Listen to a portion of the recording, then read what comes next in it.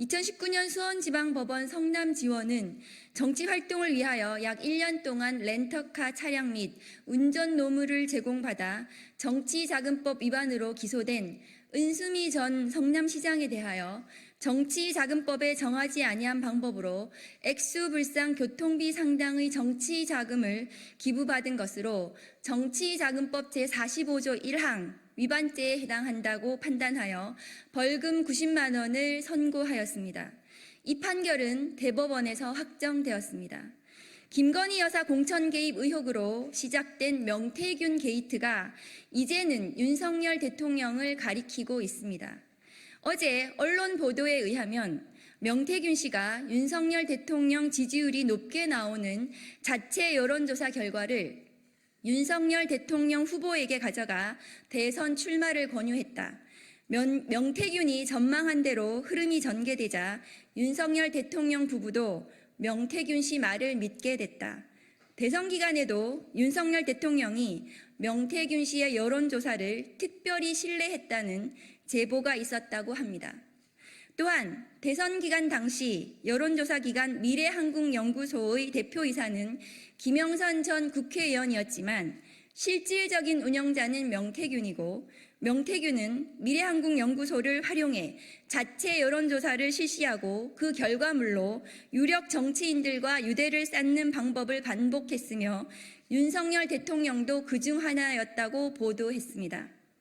미래한국연구소는 중앙선거관리위원회 미등록 기관이기 때문에 여론조사 결과를 공표할 수 없지만 언론사 의뢰 형식으로 공표 여론조사도 병행했다고 하는데 2021년 4월 18일부터 2022년 3월 8일까지 대선 기간에 총 80회의 여론조사를 실시 의뢰했고 그 가운데에 조사 대상이 3,000명이 넘는 면밀조사도 9회 포함되어 있으며 그중 6회는 깜깜이 기간에 진행된 것이라고 하는데 이 같은 여론조사 비용은 총 3억 7,520만 원이라고 합니다.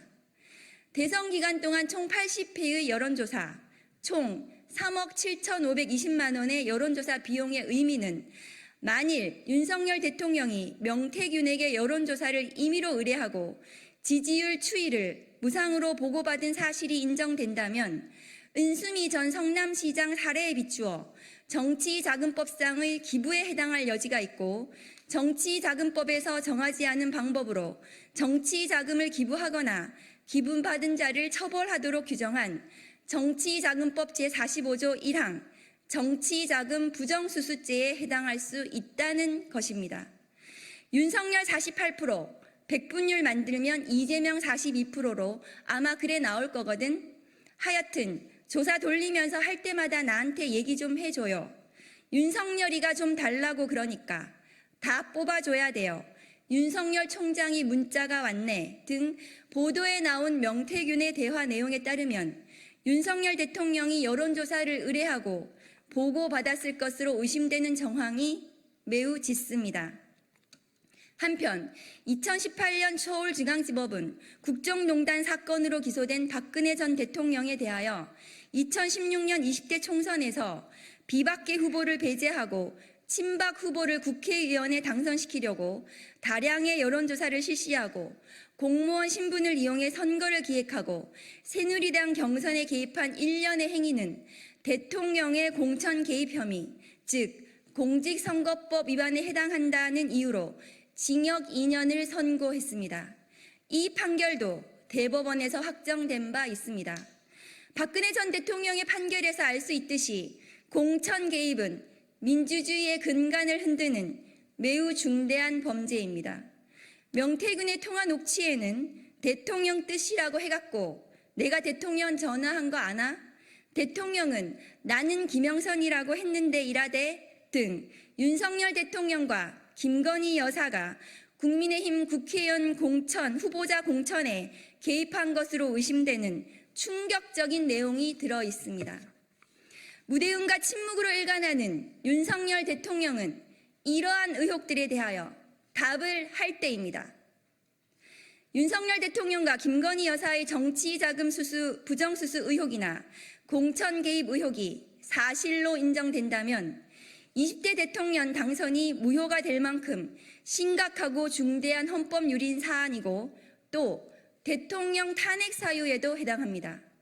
헌법 수호의 관점에서 용납될 수 없는 중대한 이 같은 탄핵 사유에 대하여 국회도 헌법재판소도 의무를 다해야 할 것입니다. 살아있는 권력에 대한 성역 없는 수사는 반드시 실현되어야 합니다.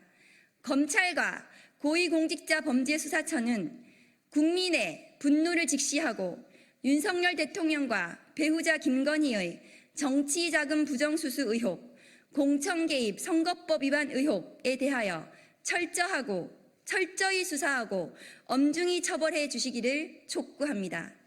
2024년 9월 27일 조국혁신당 국회의원 박은정.